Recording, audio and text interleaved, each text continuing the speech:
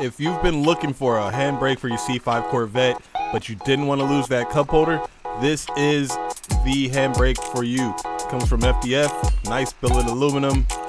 I'm going to be installing it in my car without taking my cup holder away. So stick around, subscribe, enjoy the video.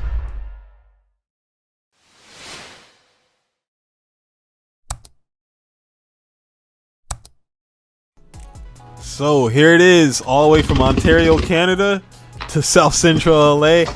The website says beware, it can take up to 2 weeks to make it, but I got it in about a week.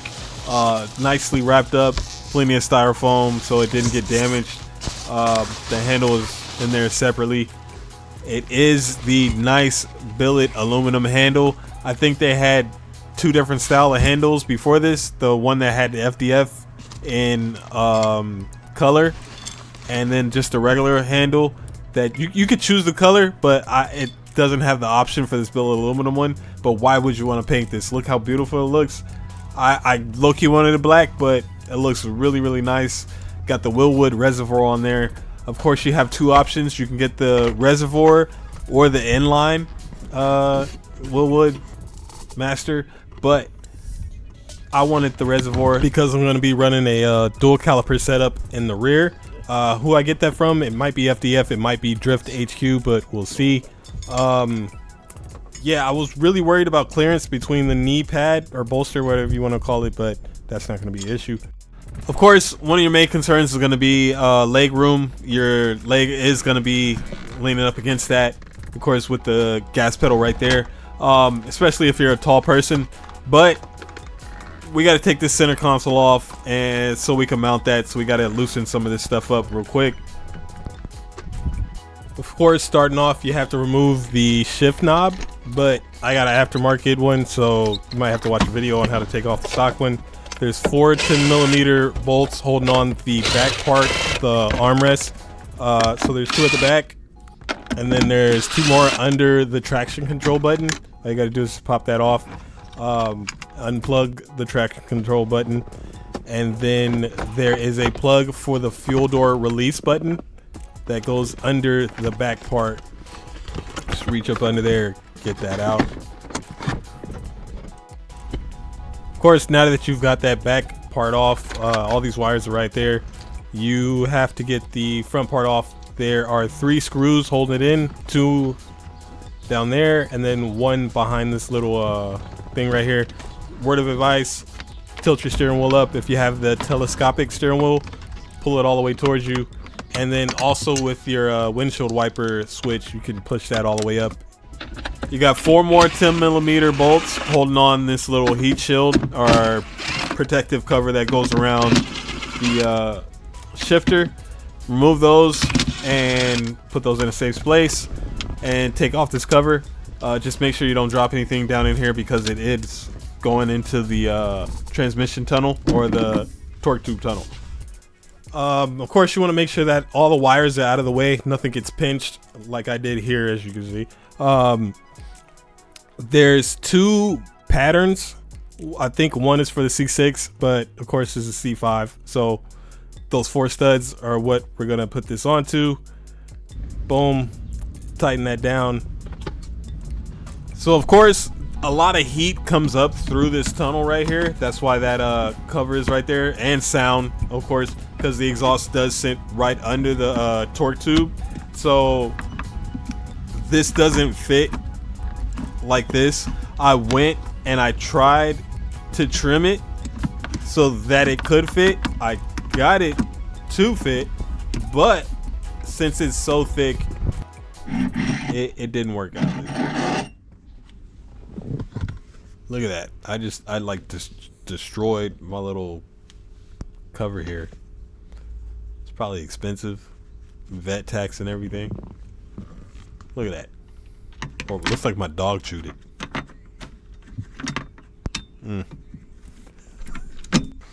The bolts won't even catch a thread, so it's worthless. Don't tear your protective cover up. So of course this center console can't go over this rod right here or this slit where the reservoir mounts onto. So some cuts are gonna have to be made, of course. This right here to fill that up, you can easily just unbolt that, tilt that out, and then tilt it back in and tighten it up. That's easy access. So yeah, I'm gonna have to make 2 cuts, one for this rod, one for that slit. So what I did was I went and got some thumbtacks and tried to mark how wide I was gonna have to make that first one, because that's gonna be the worst cut. This one is just gonna be a little small cut, but you have to get the center console over it. So I knew it wasn't gonna just be a little tiny skinny cut, you know. So the first slot isn't a big slot. That second one it hurts, but you got to do it.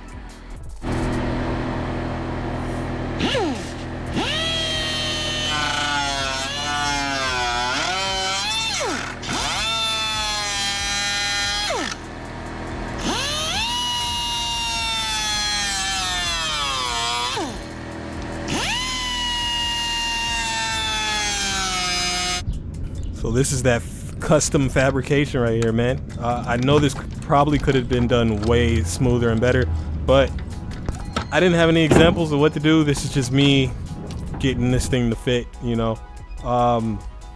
There's the 2 cuts. That second one could have been way better too. When I went to put it in, this part right here was not allowing the ashtray to get in, so gonna have to cut out the bottom part of the ashtray. As long as I don't lose my cup holder, I'm good. I don't want my cup holder.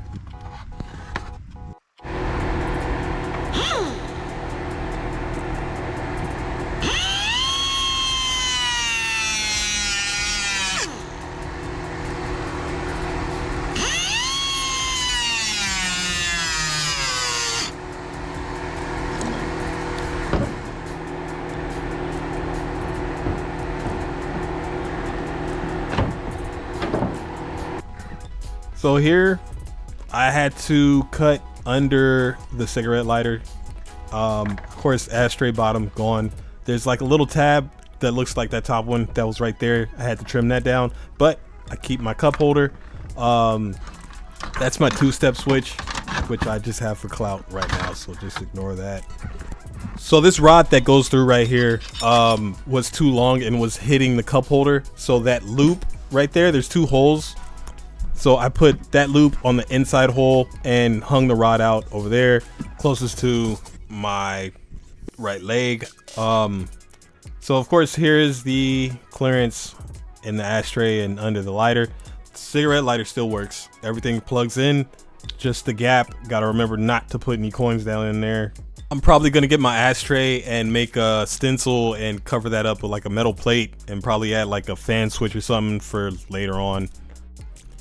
The handbrake handle sits very close to the steering wheel, but there's a few things to adjust that.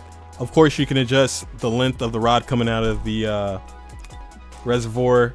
This little silver thing right here, I'm probably gonna get something a little bit smaller than that in width so that the handbrake handle sits closer towards the console. You can move these little rings in and out. You see they have a few threads. When I get the lines, I'm gonna run that line probably down through there, might go through that hole and then loop it in through here and run it to the back, since it's just gonna be one line going down and then split. I've only did 1 test drive in the car, and that was before I did my adjustments. My hand did hit when I was turning. As far as shifting, that was no issue. The shifter doesn't touch. Button everything back up. That rod is sticking out really far, of course. Last case scenario is going to be me cutting that. That's going to be the last thing because I don't want to ruin that right there.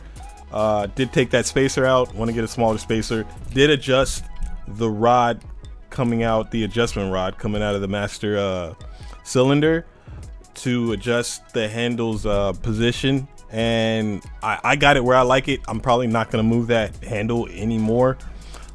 I am thinking about going with a quick release steering wheel, something in a smaller diameter.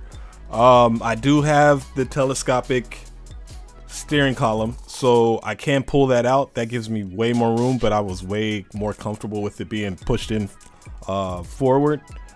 Like I said, shifter, my hand doesn't hit with that at all.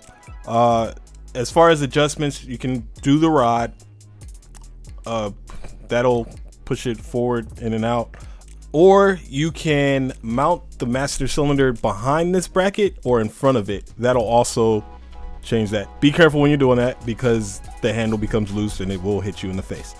In order to fill up the reservoir, you can just unbolt this, pull it towards you, mess with that, push it back in, set. All in all, good product. This is how I did it. This still looks stock. All I lost was my ashtray. Love the look. Can't wait to build further. Of course, mini angle kit, dual caliper setup in the rear, getting the lines for that. I do have a set of coilovers that I just installed on here, QA1s. They were used. Video coming on that. And that's it. Just do this at your discretion. Measure twice, cut once. Make sure it looks good. Don't break anything. You know, this was just so you guys have a kind of an idea. But thank you guys for watching. See you guys on the next one.